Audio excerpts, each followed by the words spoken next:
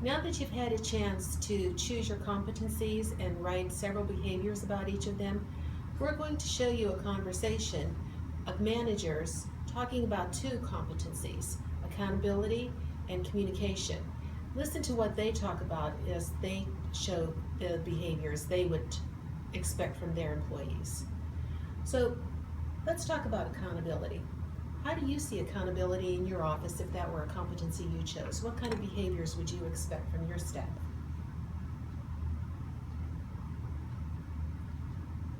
Well, accountability, to me, is you don't always have to step up in front of the line of fire, if you would, but understand when it's your turn to really say, this is on me. I think I was in a meeting not too long ago, and everybody in the room knew how a particular event happened, or I wouldn't even say it was a mistake, but nobody really wants to say it was him, okay? And it was nice and refreshing to know that the person who was responsible for what had happened, again, it wasn't a big deal or anything, but something had happened, and the person stepped up and said, well, that was me, I'll take that. And that actually takes, it takes some of the tension out of the situation, and then you move forward from there. And I thought it was an excellent way to just get everybody talking about the solution, as opposed to, well, we know what happened, and we know kind of how it happened, but when the person stepped up and said, yep, yeah, that was me, I'll take this, we all moved forward. And I'll say the same thing. I think accountability to me is taking responsibility for your actions and actually doing what you say that you will do, not the opposite. And if something happens during the course of action, if any mistakes happen, just admit that, be honest, and be true to yourself and be honest to others and your team. And say, yes, this happened, and I will fix it, and I will try to do better, rather than sometimes giving excuses or blaming it on others. To me, that is accountability. I think also it's knowing your daily duties without having to be told. And it's also knowing, okay, I'm supposed to do this, and communicating if you can't complete it before that time and that deadline comes. So it's, really being able to follow through and completing your tasks on a normal basis. I think when a person takes ownership of anything, whether it's a good action or an action that caused some problems for the college, that shows a level of maturity. And by maturity, I don't mean age, but maturity as a person, that they are responsible. If it's something fairly minor, like Marcus was saying, you can move on. If it was major, I would look for the person to say, I fess up, it was me, and here's how I'm going to fix it, and when I'm going to fix it, and what you can expect from me.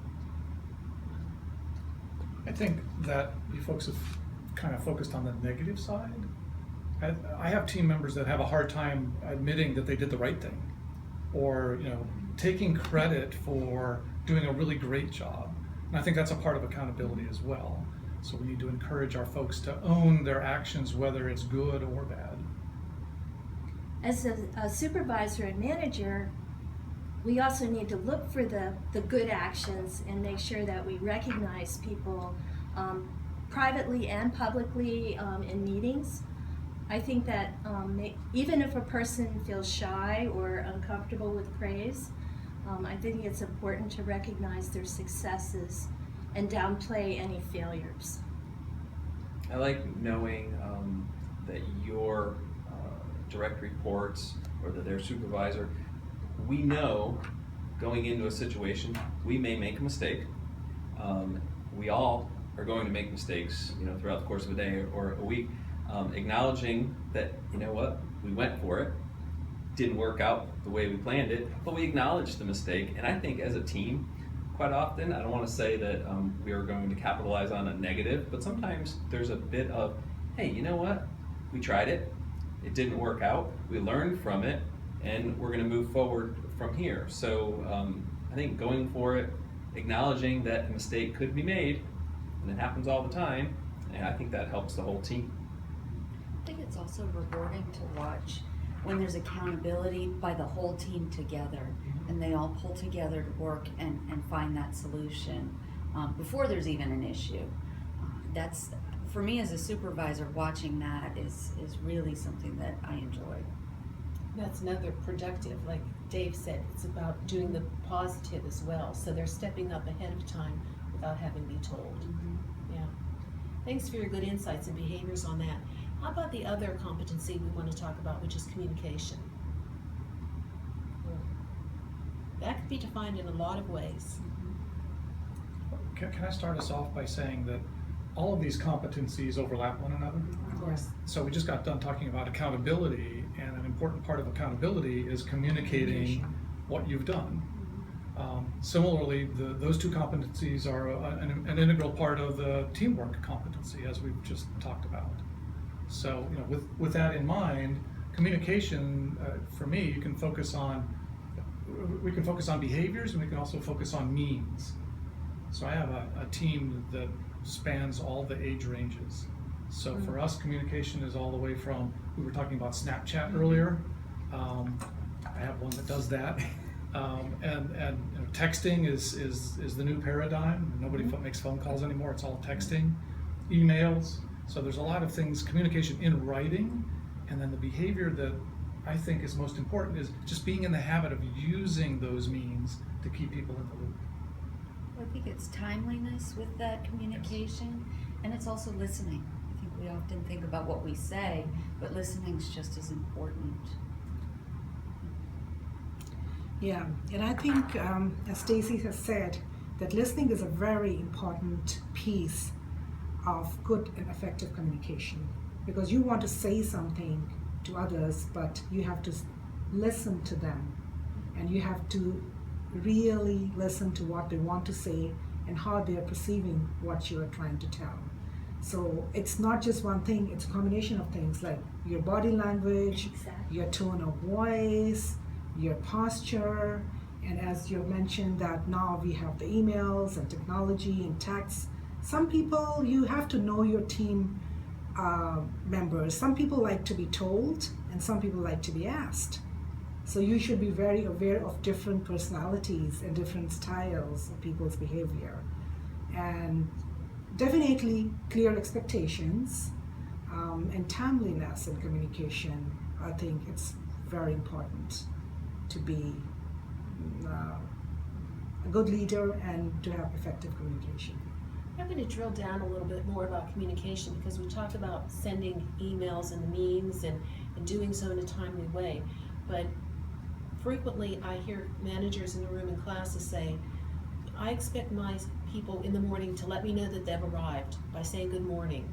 Or I expect my people to let me know when they're leaving for a meeting, whether it be on a message board, moving a little marker, or sending an email out to the staff. Or I expect people to tell me when they can or cannot complete it. And those are a wide range of very specific behaviors that sometimes get staff into trouble, because some people aren't morning people, so they're not going to come around and say, good morning, I'm here, until 11 a.m. And yet their managers expect him to hear that at 8:30 or 9. So could we think of some maybe other specific behaviors? I think that that goes into a lot of trust in building your team.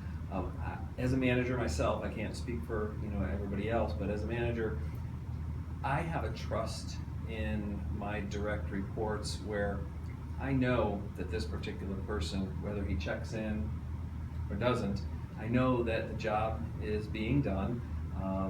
I know that I don't have to say goodbye to him. He may be gone, or I could be leaving early. But the fact is, I know, because I've established a relationship and I understand, I've learned how this person works, and I've learned that the end, the means, is going to be accomplished.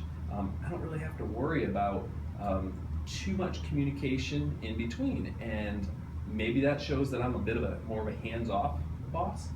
But when I've seen the person do the work, and they do a heck of a job without me, checking in all the time, and in, out. When I trust that person, I trust them to get the job done. And in the end, I think that's the most effective way for me to manage people. My personal style is that I like to be copied on any correspondence that my staff has at the institution or with consultants, and then I skim it, and if I need to get involved in any way, then I can insert myself, otherwise I remain silent. But I encourage the planners that report to me to come to me whenever there's a decision that has to be made, or they're unsure about the politics of something, so that we can discuss it before they react and send a communication, so that we're certain, or more certain, that it will not be an unintended consequence for what they do. I take an approach that's a mix between the two of you. So I like to empower my team, and that means I give them a lot of independence, but there has to be clear communication as to what my expectations are, what the team's expectations are, and communication has to be amongst all the team members, not just team members to me. Otherwise I have to be in the middle of everything. However, I do like it, just like you, that they keep me in the loop. Yes. It's important to be informed, but not try to micromanage everything. And you don't always have to step in, but you'll know that you have the opportunity to step in if you need to.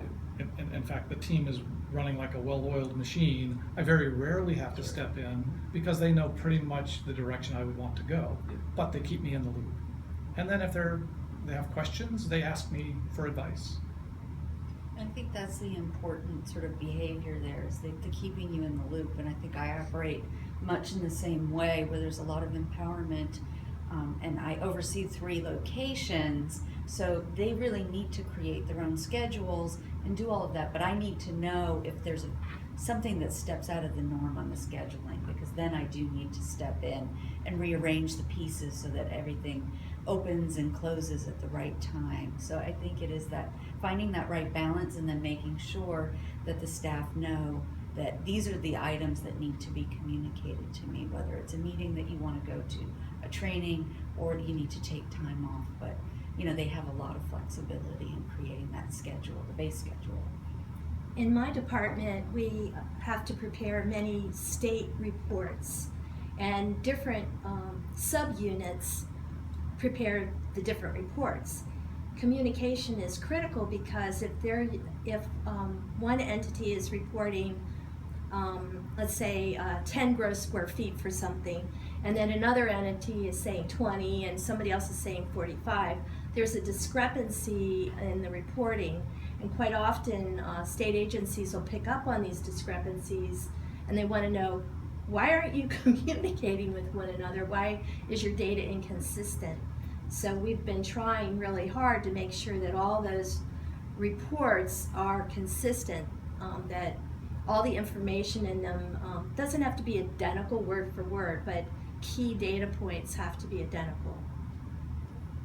Well, thank you so much for contributing your ideas about behaviors that are specific to the 2 competencies, accountability and communication. So hopefully you have obtained some good ideas, and on the next slide you're going to be asked to revisit those competencies that you chose initially and the behaviors, and take a second look and maybe revise them to be more behaviorally specific, so your expectations with your staff are clear and crisp. And that is a great way then for you to recognize and appreciate your employees when they demonstrate those behaviors. Good luck.